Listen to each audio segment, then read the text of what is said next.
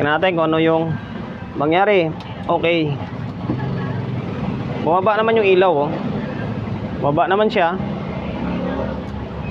Kaso nakaprotect. Nakaprotect siya. Tingnan natin kung may bias or wala. Ito. Wala. Mayroon gumagalaw, mababa. Yun, for today's video. Bali, eto. Hindi maganda yung intro natin, ha. Cymar Power na CA30. Yan, no. Orange panel. Bali, ang customer natin ay nakalimutan ko na kung taga saan. Nabira, oh. Basta shoutout, ha. Maraming salamat sa owner nito na tayo pinagkakatiwalaan na gumawa or gawin yung unit nila. Bali, Cymar na CA30 ang dinala. Tapos TV na Q na 50 inch. Ayan, oh, gawa na. Yan yung tumirada si Master. Itong CA30, ang issue ginidala sa atin, isang channel daw may problema. Kaso pag bukas ko, ganito na yung tsura. Mukhang dalawa na may problema. Dalawa itong isa, nakatornilyo pa itong isa, wala na, oh. Hindi na nakatornilyo. Hindi ko alam kung ano talaga eksaktong issue nito. Hayaan mo na lang, plug in na lang natin mamaya. Tingnan natin kung may umusok, di yun na yung problema. Pag wala ay bago natin simulan to, promotion muna tayo agad. Sa mga hindi pa nakapag-follow, paki-follow, hindi siyempre paki-share ng mga walang kwentang video natin sa my Facebook, YouTube channel. So hindi pa nakapag-subscribe, paki-subscribe, like, share, and then siyempre paki-hit ng bell button sa gilid para updated ka sa mga susunod na video na i-upload ko. Babalik ko muna itong channel 1. Babalik ko muna ito. Tapos i-try natin plug in kung talagang channel 2 lang may problema. Kasi nakahang lahat to. Nakahang itong mga kable. Para malaman natin. Teka lang, babalik ko lang muna yung mga kable. So ngayon guys, bali ito. Naka-plug in na itong AC cord natin dito sa may bulb. Naka-bulb muna tayo para safety in case na may problema. Hindi ko alam kung pinalitan itong switch. Kasi alam ko yung switch nito parang, ito, pinalitan nga. Ito yung switch ng isa, oh. Pinalitan nila ng breaker switch. Ngayon, switch on natin. O yan, normal naman yung bulb. Tapos dito, ayan, wala naman yung protect nya. Okay. Ngayon, try ko munang magsukat. Try natin magsukat. Tingnan natin kung may bias to or wala. Ito, tester natin, naka-range ng 2.5. Ngayon, ito to. Sukat tayo rito. Nasa 0.4. Nasa 0.4 yung bias nya, oh. Okay to, working ito. Working ito pag ganito. Ayan, naka 0.4 talaga siya, oh. Dito. Ayan, 0.4 talaga. Okay, goods. Yung kabila, ito yung pa natin. Ito yung pinaka main problem. Bali, ibabalik ko lang. Ibabalik ko itong mga socket and then tingnan natin kung ano yung pinaka-issue nya. So ngayon guys, bali, ito na. Binalik ko na yung kable ng channel 2. Ito, tad-tad na ng hinang nila buhosing ito. Iba na yung output nya, oh. Nakatanggal na or nakahinang na ng tuluyan. Yan. Ngayon, binalik ko na yung socket. Tingnan natin kung ano yung mangyari. Okay. Bumaba naman yung ilaw, oh. Bumaba naman siya. Kaso nakaprotect. Nakaprotect siya. Tingnan natin kung may bias or wala.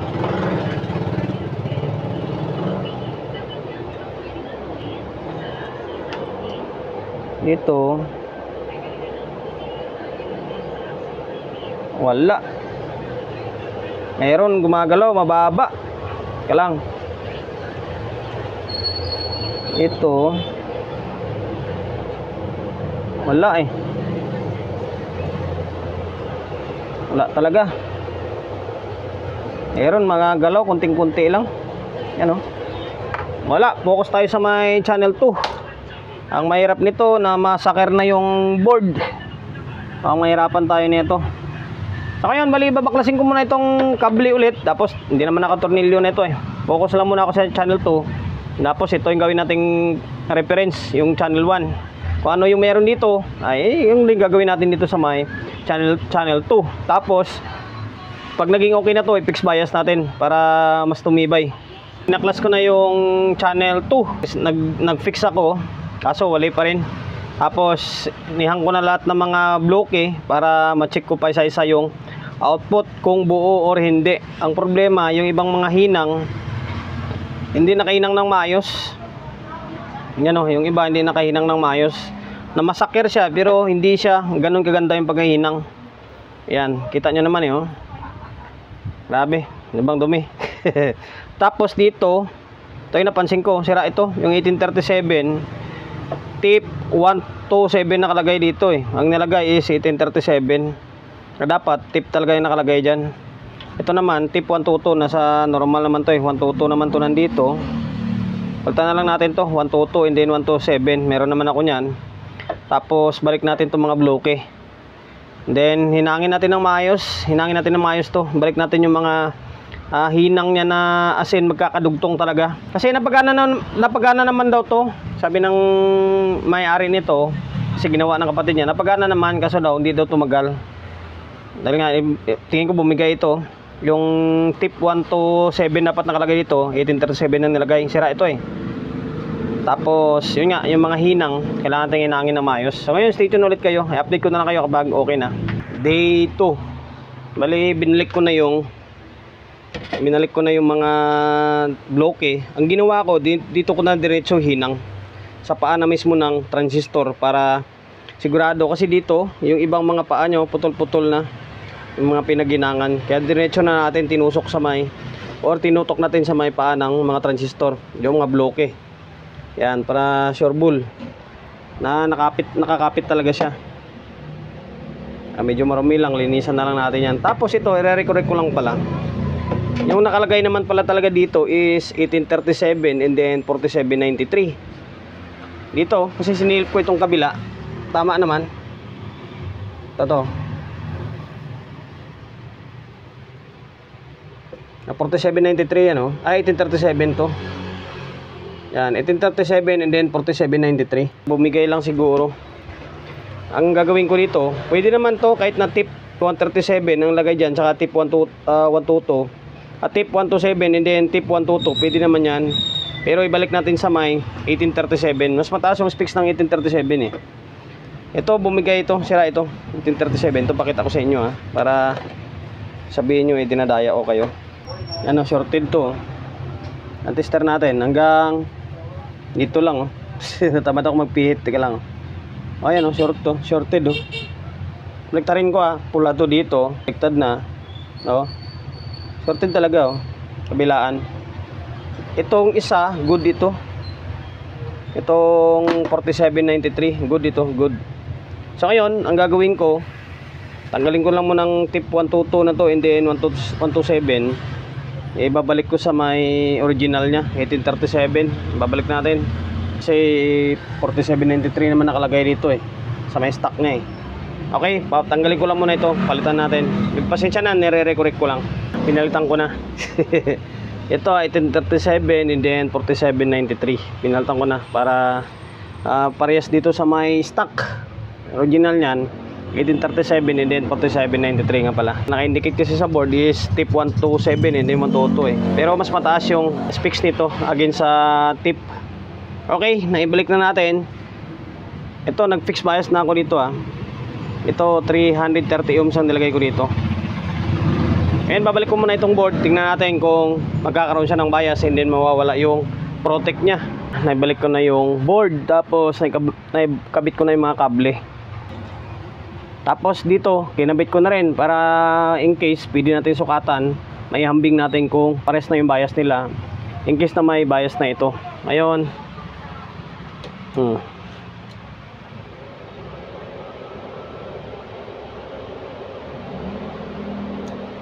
nag-relay isa lang. Ito ayaw. Naka-protect pa rin oh. Pero magsukat tayo. Ito. Oh, may bias na siya oh. 0.25. 0.25 yung bias niya. Meron na. May improvement na. Kaso nga lang yung protect Hindi nawala. Okay lang yan. Magagawa natin ng paraan yan. Ito, 0.25. Meron na siya. Dito sa may stock, tingnan natin kung ano yung bias dito. Medyo mataas, 0.4. Pero pwede natin baba to. Baba natin.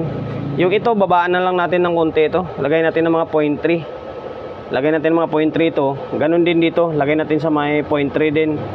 Babaguhin ko lang yung bias kasi mababa masyado. Lagay natin ng mga 0.3 para hindi siya ganun ka ngungu yung tunog. Tapos ito, yung ganito minsan na okay na yung bias, okay na yung amplifier, pero naka-protect. Nakailang beses na ako naka-encounter nito. Dito yan, sa may protect nito, sa may thermal sensor. Malamang pinalitan nito. Ayan, mahaba yung paa, kumpara mo dun sa may dito, mga maiksi. Ito pinalitan nito. Pinalitan ng imbis na normally close, normally open, ang nilagay is normally close. Itong 100 degree na to. Kasi ang itong thermal sensor na ito, once na uminit dyan, kapag umiinit siya, magko-close siya, magpo-protect ito. Ilaw itong protect kapag uminit yan, and then magko-close siya. Ang nangyari, ang nilagay is normally close siya. Kaya pag on mo, ilaw agad siya. Kasi nga nakalagay dyan is naka-contact agad. Ang dapat nakalagay dyan is open. Once na nakasagap siya ng init, saka lang siya magko-close, saka magpo-protect. Mamaya pakita ko sa inyo yung sistema na yun nga, pinaliwanag ko yung close and then open. Pag tinanggal yan, magiging normal yan. Mali to, pinalitan nila ito ng thermal sensor na mali. Hindi, dapat normally open, hindi normally close. Okay, stay tuned lang kayo. Babaklasin ko lang itong board and then ito tanggalin natin ito. Tapos yung bias, itaas natin ng konti. Kanina ang nilagay ko is 330. Diretso ko na sa 220. Binabaan natin lalo, 220 na ito. Kung kanina orange brown, ito red brown to. Yan, tapos tinanggal ko na yung sabi kong thermal sensor. Mali ito, akala siguro nila sira. Akala siguro ay, kasi pag tinister mo open normally open talaga yon. Yan, ito may contact agad to na dapat wala yan. Teka lang yung tester natin, tingnan nyo, may contact agad to.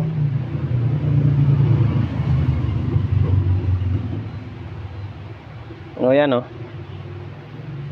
malang tester natin, di ba? Ba? Ito kasi, ang disenyo naman ito, naka-close ito. Tapos kapag nakaramdam ng init ito, mag-open naman ito. Baliktad. Ngayon tanggalin natin tanggalin ko ito. Tinanggal ko na to dito. Yan, butas na yan, tinanggal ko na. Pakita ko sa inyo, magiging normal yan. Mawawala yung protect dyan.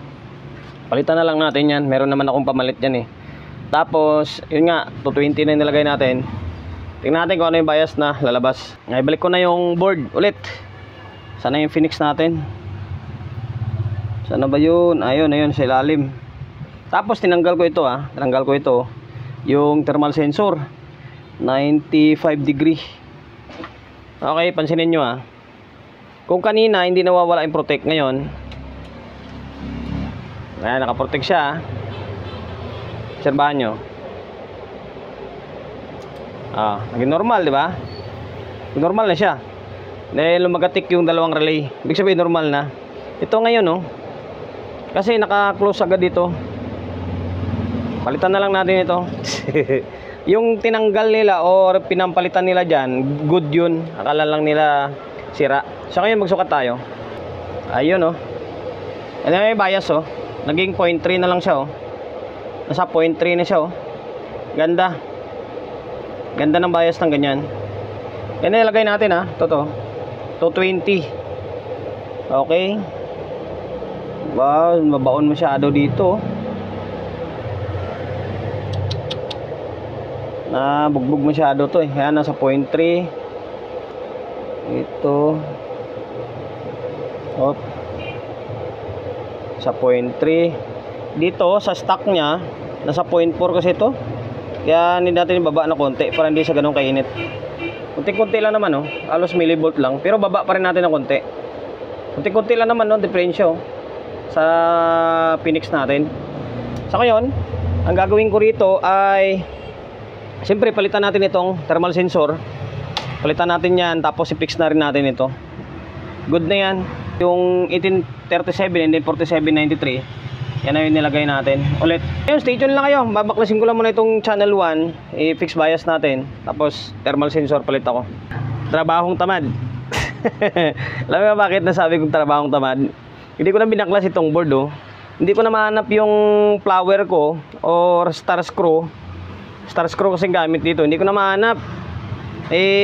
Tinatamad akong magbaklas. Buti yung trimmer dito sa taas, madali lang baklasin kapag double sided board. Once na masungkit mo lang siya, pwede. Hindi mo na kailangan baklasin itong buo. Kaya buti sa taas siya banda, napalitan natin ng hindi tayo nagbaklas. Ayan, 220 yung trimmer ito. Yan, 501 to eh. 501, 500 ohms. Minult natin is 220. O, ayan na. Wala nang kahirap-hirap. Hindi na tayo nagbaklas. Nakakabit na lahat mga kable. Okay, tornilyo na lang kulang dito natin. O, ayan.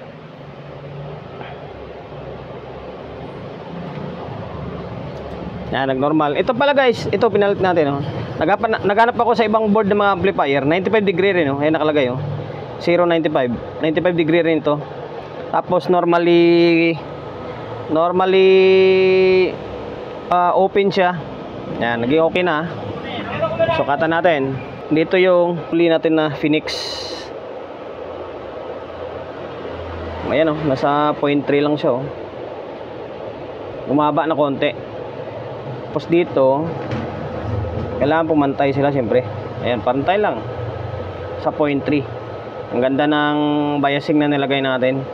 So ngayon, okay na. Nagawa na natin lahat ng dapat natin gawin.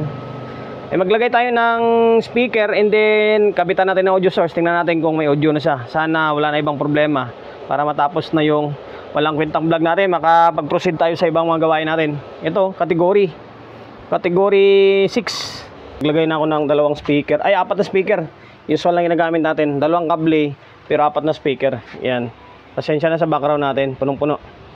Tapos, audio source natin is itong laptop natin. 2 sub na sa gitna niyan. Tapos 2 sub na sa baba. Okay, naka-stereo mode tayo. Natin kung may audio or may audio na. Yan, nag-normal mode na siya. Channel 1. Ayun lang, wala. Mandar yung laptop natin, ha. Walang audio. Yung channel 2. Ayun lang. Ito yung may audio pa. Yung channel 2, yung ni-repair natin, yun pa yung may audio. No? Ito. Walay. Baka makakontrol. Parang bago na yung control niya. So, i-ring ko muna ito. Pambira, oh. Yung ito pa yung ni-repair natin yung nagkaroon ng audio. Ito yung stock niya. Wala pa. Oh. Nabaklas. Napalitan ko na yung control. Nabaklas ko na yung front panel and then napalitan ko na yung control. Yun. Ang problema, pinalitan pala nila ng control ito. Pero yung ordinary na thinking nilagay nila na walang groove. Ayun, oh, walang groove. Walang groove. Tapos ito, pinitpit nila ito para mag-shoot dito. Ang problema, nasira na yung knob. Nasira yung knob, oh. Binutasan nila ng malaki. Kasi ang original nito ay naka-half moon katulad dito. Half moon siya. Bagay sana to dito.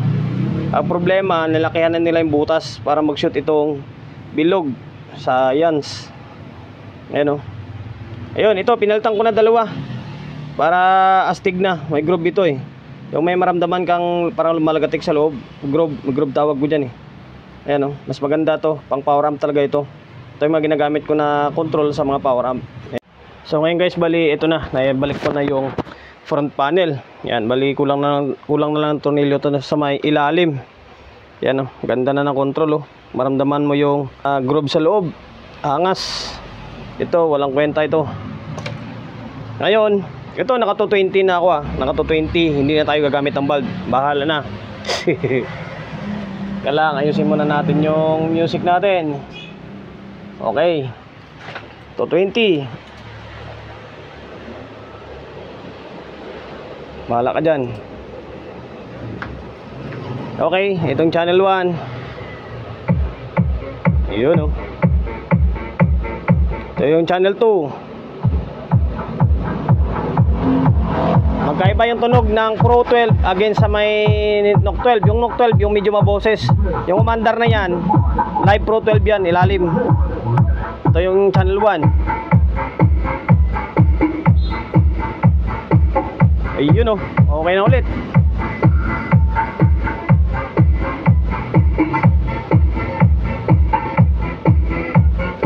Nalta na natin ang sensor to.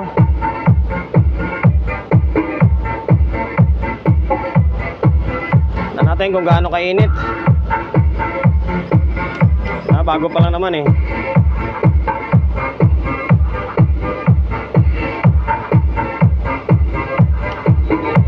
238 dito. Ito naman.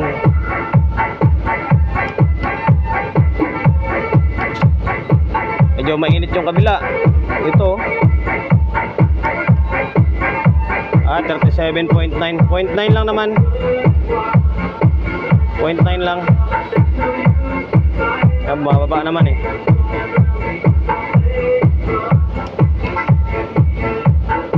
Ito 38 na nga to dito.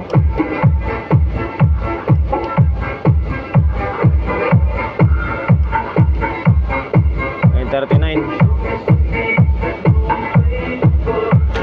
Ayun, okay na. Good na to. Pantay lang naman bias nila yan nasa 0.3 lang naman.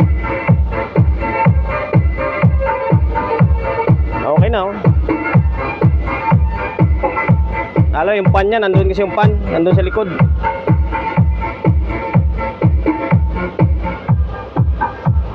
Ayun, sir from, nakalimutan ko kung taga saan, hindi ko natanong.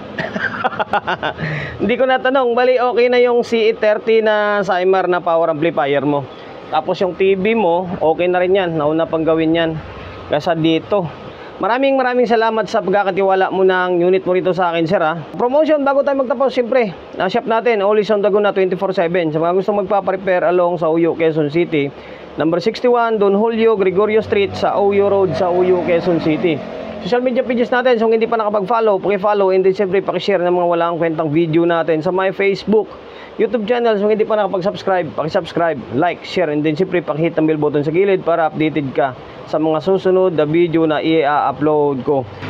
Ingat, God bless, and then peace atin lahat.